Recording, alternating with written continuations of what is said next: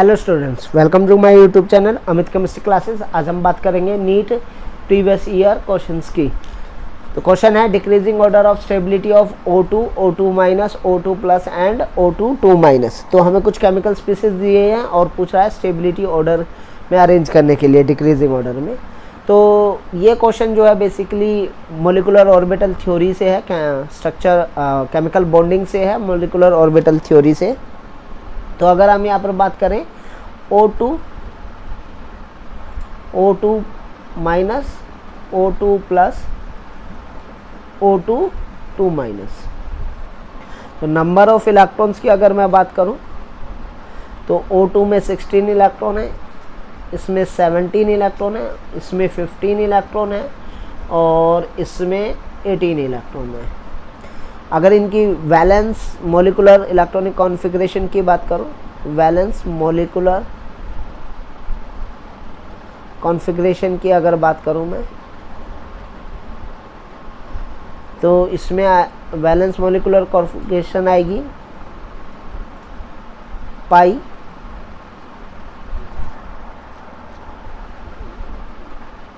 Sigma 2pz 2 electron, पाई 2px equal हो जाएगा पाई 2py के 4 इलेक्ट्रॉन एंड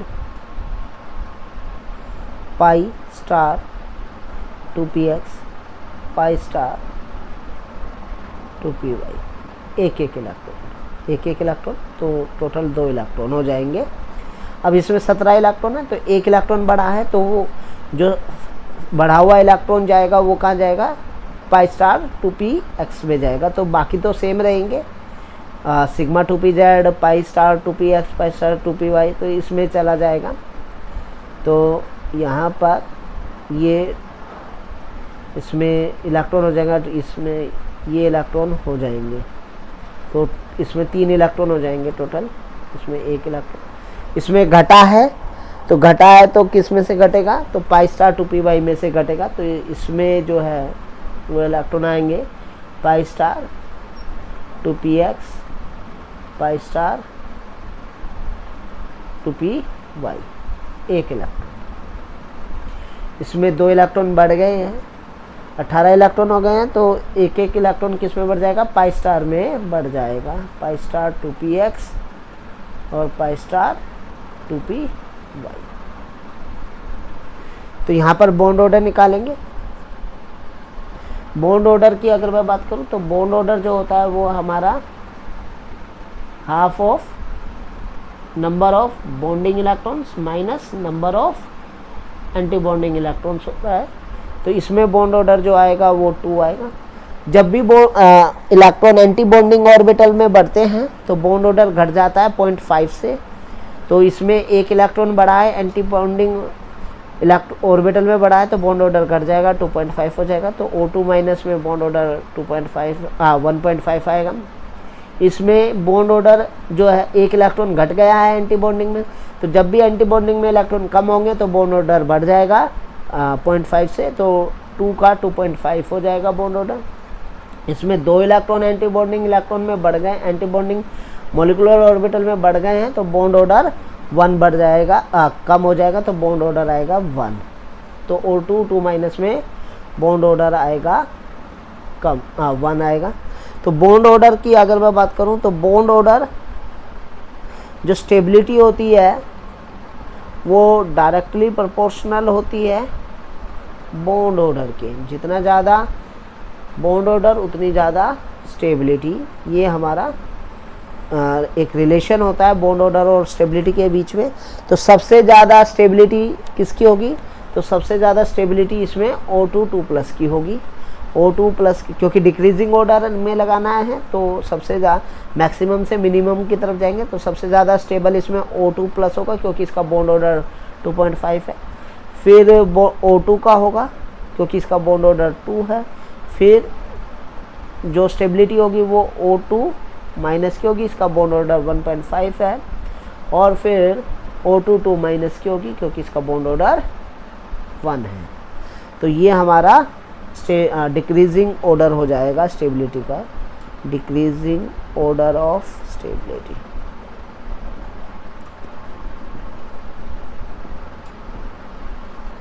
तो अगर हम अपना ऑप्शन चेक करें तो हमारा ऑप्शन जो हो जाएगा वो सेकंड ऑप्शन करेक्ट हो जाएगा। नाउ ये क्वेश्चन भी नीट 2015 में आया हुआ क्वेश्चन है the hybridization involve in complex NiCN4 2- पूछ रहा है कि NiCN4 2- में हाइब्रिडाइजेशन क्या होगी। तो ये हमें एक कोऑर्डिनेटेड कंपाउंड दे रखा है NiCN4 2-, तो इसमें ये टेट्राहेड्रल कॉम्प्लेक्स है। कोऑर्डिनेशन नंबर की अगर मैं बात करूं तो कोऑर्डिनेशन नंबर इसमें 4 है, और कोऑर्डिनेशन नंबर 4 में दो तरीके से शेप जो है वो पॉसिबल है, या तो टेट्राहेड्रल शेप पॉसिबल है, तो या तो टेट्राहेड्रल शेप पॉसिबल है या फिर स्क्वायर प्लेनर कॉम्प्लेक्स हो सकता है, या फिर स्क्वायर प्लेनर कॉम्प्लेक्स हो सकता है, स्क्वायर प्लेनर शेप हो सकती है।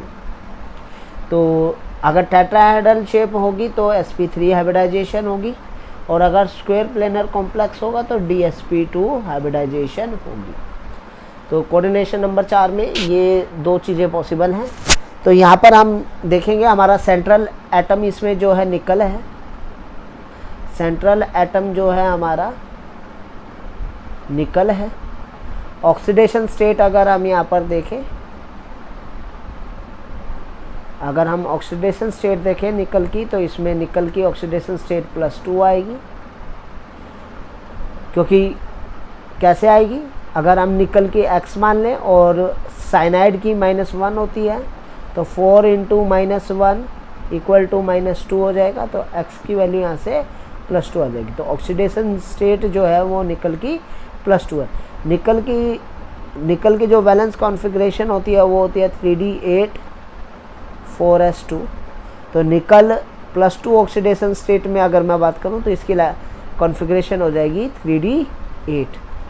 और जो कि हमारा साइनाइड है, साइनाइड एक स्ट्रॉन्ग फील्ड लिगेंड है, और ये स्ट्रॉन्ग फील्ड लिगेंड है तो पेयरिंग करा सकता है। तो निकल 2+ में अगर हम यहाँ पर देखें तो 3d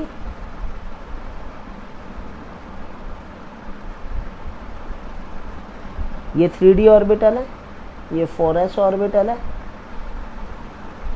और ये 4p ऑर्बिटल। तो ये ग्राउंड स्टेट की मैं बात कर रहा हूँ।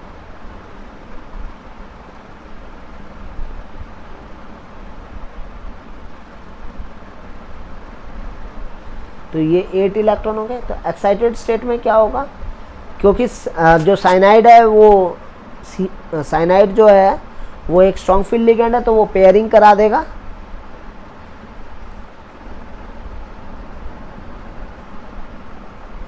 पेयरिंग करा देगा तो ये डी का एक इलेक्ट्रॉन यहाँ पर पेयर्ड हो जाएगा, और पेयर्ड होकर हमारे पास एक वैकेंट डी ऑर्बिटल बच जाएगा।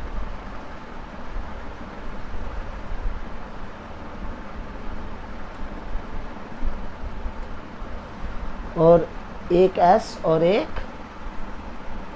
2p, तो एक d ऑर्बिटल, एक s ऑर्बिटल और 2p ऑर्बिटल मिलकर जो हाइब्रिडाइजेशन बनाएंगे वो dsp2 बनाएंगे। तो 3d ऑर्बिटल, एक 3d ऑर्बिटल, एक 4s ऑर्बिटल और 2 4p ऑर्बिटल मिलकर जो है वो हाइब्रिडाइजेशन को dsp2 बना देंगे। तो यहाँ पर हाइब्रिडाइजेशन जो हो जाएगी वो dsp2 हो जाएगी, और dsp2 हाइब्रिडाइजेशन हो जाएगी तो जो शेप आएगी वो स्क्वायर प्लेनर आएगी।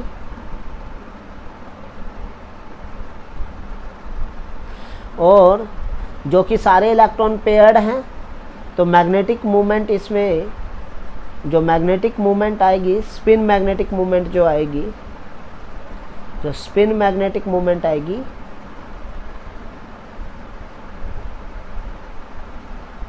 वो 0 आएगी, क्योंकि सारे इलेक्ट्रॉन पेयर्ड है, ऑल इलेक्ट्रॉन्स आर पेयर्ड, तो इसीलिए स्पिन मैग्नेटिक मूवमेंट इसमें 0 हो जाएगी, और इसीलिए ये क्या हो जाएगा, डायमैग्नेटिक कहलाएगा। तो डायमैग्नेटिक।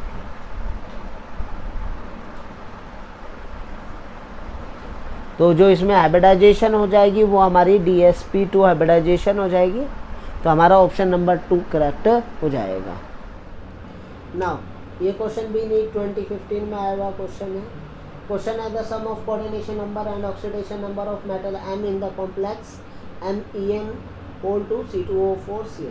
तो पूछ रहा है कि कोऑर्डिनेशन नंबर और ऑक्सीडेशन नंबर का क्या सम होगा गिवन कॉम्प्लेक्स में। कॉम्प्लेक्स हमें कुछ इस तरीके का दिया हुआ है MEn2C2O4Cl। तो यहाँ पर M क्या है हमारा, M हमारा मेटल आयन है और En हमारा एक लिगेंड है और ये इथाइलिन डायमीन है।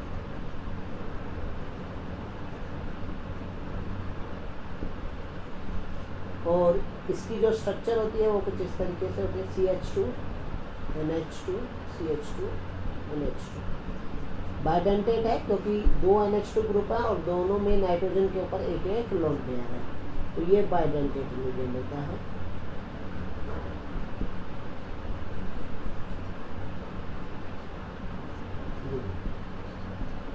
और C2O4 ये बेसिकली इसके ऊपर 2- चार्ज होता है। ये हमारा ऑक्सिलेट लिगेंड है, ऑक्सिलेट आयन होता है। ये कुछ इस तरीके से होता है C double bond O minus C double bond O minus. तो इसको कई बार ऐसे भी लिख देते हैं C2O4 O माइनस। ये भी बाइडेंटेट लिगेंड है।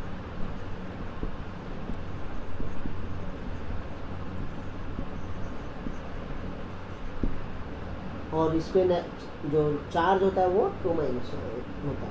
तो अगर हम यहाँ पर ऑक्सीडेशन स्टेट या ऑक्सीडेशन नंबर निकालें M का, तो M का ऑक्सीडेशन नंबर हम X मान लेते हैं। En न्यूट्रल लिगेंड है तो इसका जो चार्ज होगा वो 0 होगा। C2O4 एनायनिक लिगेंड है, ये एनायनिक लिगेंड है।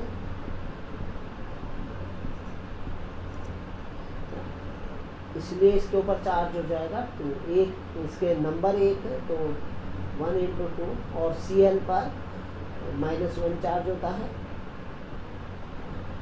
और ये क्या इक्वल टू 0। X + 2 - 1 इक्वल -2 और 2 0 X में प्लस। तो यहाँ पर जो मेटल आयन के M जो है उसका जो ऑक्सीडेशन नंबर है वो 3 है। तो हम यहाँ पर कह सकते हैं कि ऑक्सीडेशन नंबर जो है वो 3 है। अब बात कर लेते हैं कोऑर्डिनेशन नंबर की। तो कोऑर्डिनेशन नंबर जो आएगा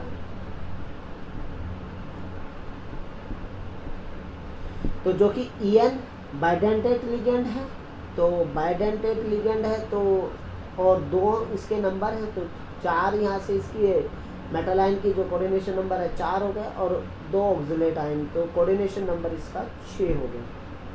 तो सम जो आएगा वो 9 आ जाएगा। तो ऑक्सीडेशन नंबर 3 है, कोऑर्डिनेशन नंबर 6 है, तो इसलिए सम जो होगा वो 9 हो जाएगा और ऑप्शन नंबर 2 हमारा करेक्ट हो जाएगा।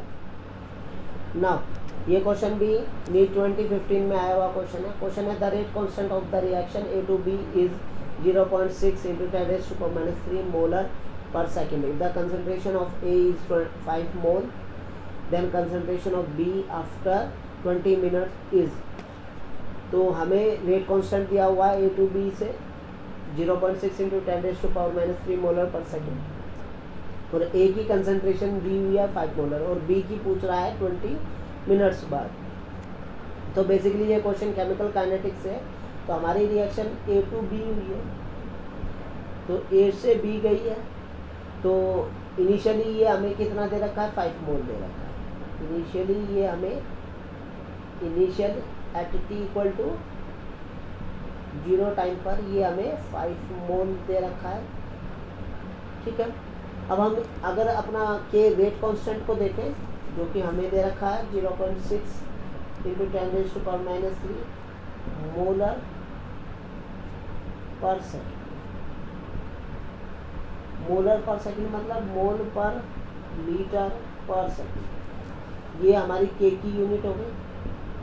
तो के की जो एक्चुअल के की यूनिट का फॉर्मूला जो होता है वो होता है mole raise to power 1 minus N litre n minus 1 second inverse. अगर हम n क्या है यहाँ पर, n है ऑर्डर ऑफ रिएक्शन। n हमारा जो यहाँ पर होता है वो होता है ऑर्डर ऑफ रिएक्शन। n को 0 कर दो तो k की जो यूनिट आएगी वो आएगी मोल पर लीटर पर सेकेंड, या इसको हम बोल सकते हैं मोलर पर सेकेंड। तो इसका मतलब क्या हुआ, जो हमारी A to B रिएक्शन है, ये हमारी जो A to B रिएक्शन है, ये रिएक्शन जीरो ऑर्डर है। A to B रिएक्शन जो है वो जीरो ऑर्डर रिएक्शन है। A to B रिएक्शन जो है वो जीरो ऑर्डर रिएक्शन है।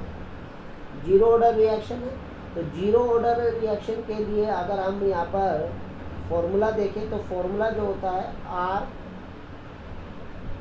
R is equal to R naught minus K T, ये हमारा फॉर्मूला होता है। R क्या है, final concentration of reactant, final concentration of reactant, और R नॉट जो होता है वो होता है इनिशियल कंसंट्रेशन ऑफ रिएक्टेंट, और KT जो हमारा होता है, KT जो होता है ये है कंसंट्रेशन या amount of reactant consume, amount of reactant consume कि रिएक्टेंट कितना कंज्यूम हुआ है। और अगर हम यहाँ पर देखें तो जितना हमारा A कंज्यूम होगा उतना ही B हमारा जो है वो प्रोड्यूस होगा। तो अगर हम यहाँ पर KT की वैल्यू निकालें तो हमारा जो X होता है वो X क्या होता है, बेसिकली हमारा रिएक्टेंट कंज्यूम होता है, रिएक्टेंट कितना कंज्यूम हुआ है। तो X की वैल्यू अगर मैं यहाँ पे निकालूँ तो X हमारा KT आ जाएगा, जो कि आएगा K कितना है 0.6 इंटू 10⁻³ और मोलर। और टाइम को अगर हम लेंगे तो यहाँ पर टाइम सेकंड में लेना पड़ेगा 20 इंटू 60, तो ये आ जाएगा मोलर, मोल पर लीटर में यहाँ पर हमारी यूनिट आ जाएगी। और अगर इसको सोल्व करोगे तो ये आ जाएगा 72, तो ये हमारा फाइनली जो आएगा 0.72 मोलर आएगा सोल्व करके, 0.72 मोलर X। तो हमारा जो रिएक्टेंट कंज्यूम हुआ है वो, तो जितना हमारा रिएक्टेंट कंज्यूम होगा उतना ही हमारा B फॉर्म्ड होगा। तो अमाउंट ऑफ B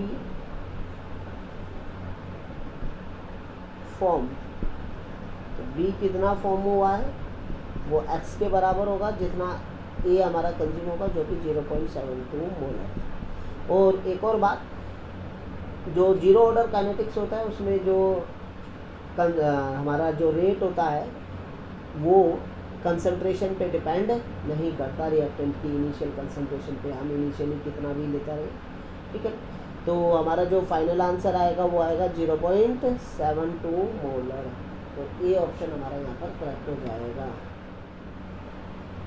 नाउ ये क्वेश्चन भी नीट 2015 में आया हुआ क्वेश्चन है। क्वेश्चन है, if the equilibrium constant for N2 gas plus O2 gas gives you 2 times of NO gas, is K the equilibrium constant for half N2 gas plus half O2 gas gives you NO gas will be, first option है K square, second option है K raised to power 1/2, third option है 1/2 K और fourth option है K। तो basically ये question equilibrium वाले chapter से है और इसमें हमें इक्विलिब्रियम कांस्टेंट से रिलेटेड क्वेश्चन पूछा गया है। एक हमें ये रिएक्शन दी हुई है N2 gas plus O2 gas gives you 2 times of NO gas. तो नाइट्रोजन और ऑक्सीजन गैस को रिएक्ट कराया गया है, तो नाइट्रिक ऑक्साइड यहाँ पर बना है तो अगर हम इसके लिए इक्विलिब्रियम कांस्टेंट लिखें तो क्या आएगा, concentration of NO gas raised to power 2 upon concentration of N2 gas into concentration of O2 gas. वहीं पर फिर दूसरी रिएक्शन है, सेम रिएक्शन है, बस स्टोइचियोमेट्रिक कोफिशिएंट हाफ कर दिया गया है, half O2 gas, half nitrogen gas plus half O2 gas gives you nitric oxide gas. तो यहाँ पर अगर मैं इसके लिए K डैश लिखूँ तो K डैश जो आएगा वो आएगा concentration of O2 gas raised to power, concentration of NO raised to upon nitrogen, concentration of nitrogen raised to power half upon concentration of oxygen raised to power half. यहाँ से K dash आएगा। तो अगर हम K और K dash में जो relation है, अगर हम यहाँ पर K और K डैश में रिलेशन देखें तो ये जो आएगा, तो ये जो है पावर हाफ हो गई है यहाँ पर, और यहाँ पर भी पावर हाफ हो गई है। तो इसका मतलब जो नया इक्विलिब्रियम है वो पुराने इक्विलिब्रियम का क्या हो जाएगा, वो स्क्वायर रूट हो जाएगा। इस तरीके से यहाँ पर ये रिलेशन आ जाएगा कि जो नया इक्विलिब्रियम है वो पुराने इक्विलिब्रियम का जो है वो स्क्वायर रूट हो जाएगा। तो यहाँ पर ये बन जाएगा स्क्वायर रूट ऑफ K। तो रिलेशन जो आएगा वो ये आ रहा है हमारा। तो इसी वजह से हमारा जो ऑप्शन नंबर 2 होगा वो गलत हो जाएगा। For more videos, please like, share, comment and subscribe my channel Amit Chemistry Classes.